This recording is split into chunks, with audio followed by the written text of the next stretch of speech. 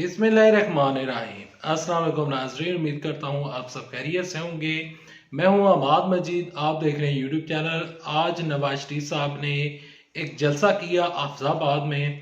उस जलसे में क्या हुआ, नवाज शरीफ साहब के लिए ये जलसा जो है कोई इतना बड़ा जलसा नहीं था। जलसे में क्या कुछ होता रहा, जलसे में कितने लोग थे और इस जलसे के दौरान ऐसा क्या हुआ कि नून लीग के लिए अब वो बायस शर्मिंदगी बन चुका है। नून लीग के अपने ही बंदे ने बांडा फोड़ दिया है।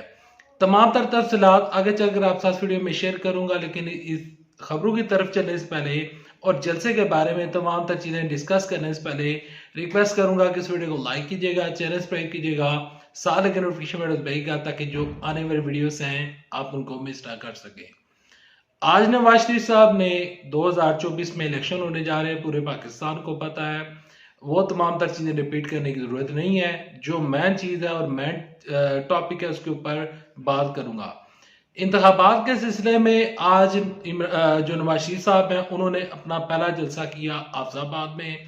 अफजाबाद में ये जो जलसा किया गया तो वहां पर जो रिपोर्टर मौजूद थे, उन रिपोर्टर्स के जरिए जो खबरें मेरे तक पहुंची हैं मैं आपके साथ शेयर करता चलूंगा और साथ साथ स्क्रीनशॉट भी दिखाता जाऊंगा। इन रिपोर्टर्स के मुताबिक जलसे में जो लोग थे वो मकामी नहीं थे, यानी कि अफजाबाद के लोग नहीं थे, बल्कि दूर दराज इलाकों के लोग वहां पर मौजूद थे।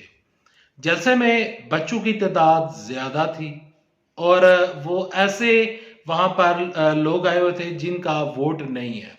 अच्छा, नून लीग का जब जलसा होता है तो जलसे के दरमियान एक सबसे बड़ा ऑप्शन इन्होंने रखा होता है कि इनके जलसे में मेन्यू बड़ा अच्छा होता है।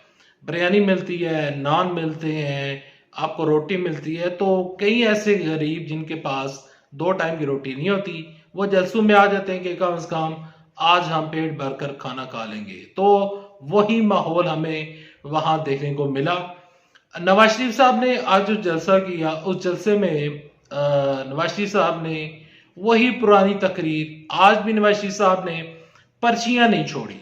वक्त बदल गया है, जज्बात बदल गया है, हालात बदल गए हैं, लेकिन नवाज शरीफ साहब की पर्चियां नहीं बदली।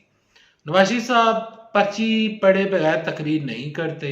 नवाज शरीफ साहब ने आज भी पर्ची के ऊपर जो तकरीर रटी हुई थी वही तकरीर की कि मुझे 5 जजों ने निकाल दिया। मुझे क्यों निकाला गया, आज उसका एक दफा फिर हमें यानी कि इनडायरेक्टली नवाज शरीफ साहब ने ये कहने की कोशिश की कि मुझे क्यों निकाला गया। नवाज शरीफ साहब को क्यों निकाला गया था? नवाज शरीफ साहब 3 दफा वज़ीर आज़म रहे हैं। इनको पता है कि आइन में लिखा हुआ है कि कोई भी वजीर आजम वो दूसरे मुल्क में नौकरी नहीं कर सकता, क्योंकि वो पाकिस्तान में नौकरी कर रहा होता है। वज़ीर आज़म एक नौकरी होती है। वज़ीर आज़म बनना या किसी ओहदे के ऊपर जाना, ये पाकिस्तान या किसी भी मुल्क में ये एक नौकरी होती है।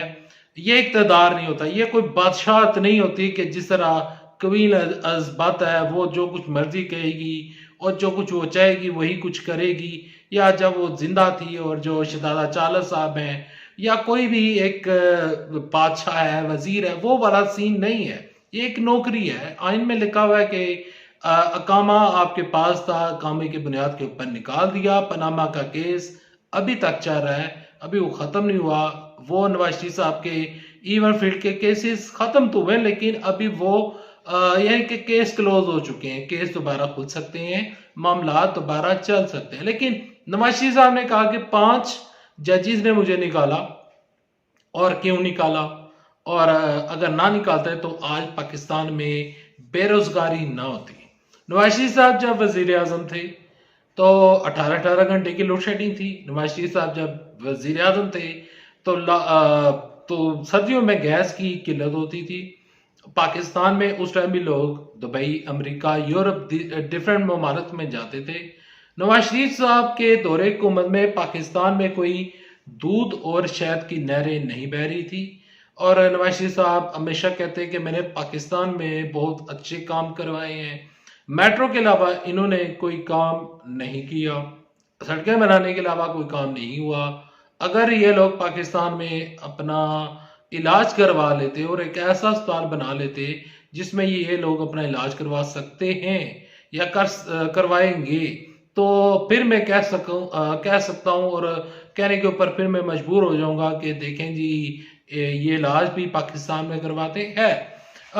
यहाँ पर आपके साथ एक खबर शेयर करता चलूं, बड़े जबरदस्त खबर सामने आई है और नून लीग का जो बयानिया है और कहने की ये लोग कोशिश करेंगे, हमारे पास काफी ज्यादा उम्मीदवारों के टिकटों की लाइनें लगी हुई थी।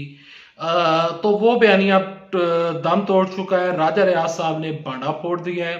स्क्रीनशॉट आप अपनी स्क्रीन के ऊपर देख सकते हैं। वो प्रोग्राम में आए हुए थे और उस प्रोग्राम में उन्होंने इंकशाफ किया है कि हमारे पास उम्मीदवार नहीं थे। कई कई जगहों पर कई कई ऐसे इलाके थे वहां से हमें उम्मीदवार नहीं मिले, लोग हमारा टिकट नहीं लेना चाहते थे। इसी वजह से राजा रियाज साहब ने विड्रॉ कर लिया है।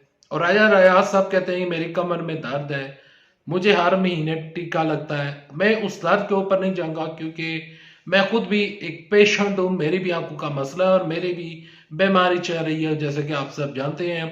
अब मैं दुआ करता हूँ कि राजा रियाज साहब अल्लाह उनको शिफा दे और मैं जितने भी बीमार हैं उनकी बीमारी के लिए और दुआ के लिए दुआ करूंगा और अल्लाह उनको शिफा दे। लेकिन जो सियासत है उसके ऊपर डिस्कशन करूंगा। राजा रियाज साहब का हल्का है यहाँ पर शदरा टाउन में जब मरियम नवाज शरीफ साहबा ने जलसा किया था तो वो जलसा नाकाम था।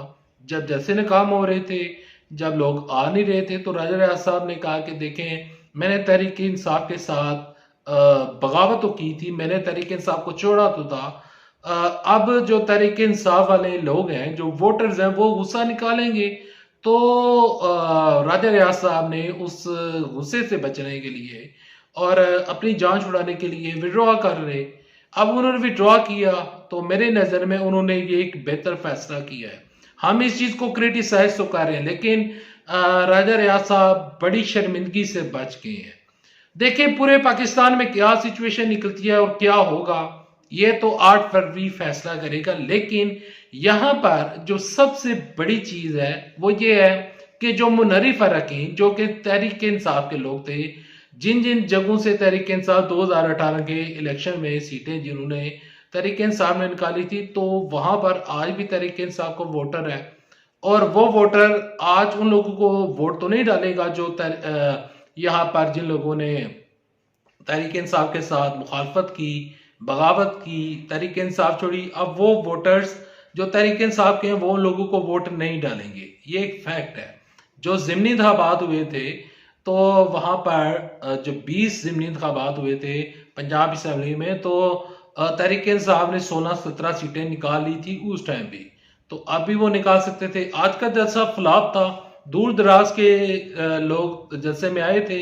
जलसे में मियां नवाज शरीफ साहब ने कोई एक ऐसी स्पीच नहीं की कि जिसमें उन्होंने अवाम की बात की हो। अगर अवाम की बात करते या उनकी तकरीर में कोई एक ऐसा कोई बहुत बड़ा पॉइंट मुझे देखने को मिलता, सुनने को मिलता, तो मैं उसके ऊपर डिस्कशन करता।